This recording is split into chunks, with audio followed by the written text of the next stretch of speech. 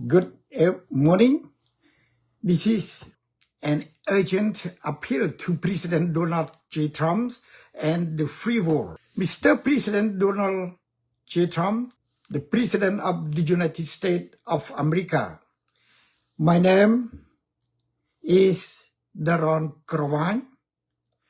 I speak today not for myself alone, but as a voice of the Khmer wrong, the Khmer people who have no voice, a people who have suffered invasion, displacement, and destruction for too long. I speak as a representative of victims of the aggression, forced displacement, cultural destruction, and fear. I speak not out of hatred, but out of survival. For decades, the Khmer people have endured armed invasion, illegal occupation and land, forced removal from ancestral homes, aerial bombardment, and attacks on sacred Khmer temples. Most gravely, Thailand continues to violate international law by threatening and attacking Pravihir Temple, a UNESCO World Heritage Site and a temple ruled by the International Court to Justice in 1962 to belong to Cambodia. Despite international agreements witnessed by global leaders, this violation continues to this day. This is unacceptable.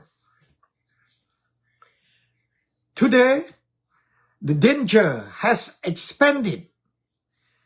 There are real threats involving drone and aerial weapons aimed not only at border area, but at provinces across Cambodia, include regions that contain more than 1,000 ancient Khmer temples.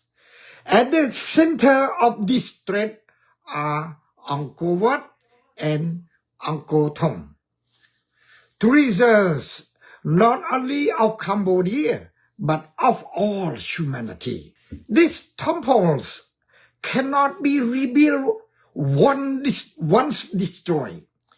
Their destruction would be a crime against civilization itself. What is happening constitutes war crime, crime of aggression, crime against humanity. I respectfully call upon the United States, the United Nations, UNESCO, the European Union, the ICC, the ICJ, and all responsible nations to act immediately. Silence will only empower destruction. Mr. President, history has placed this moment before you. The Khmer people believe the United States can once again lead for peace, justice, and the protection of the civilization done with deepest respect. Daron Krawang.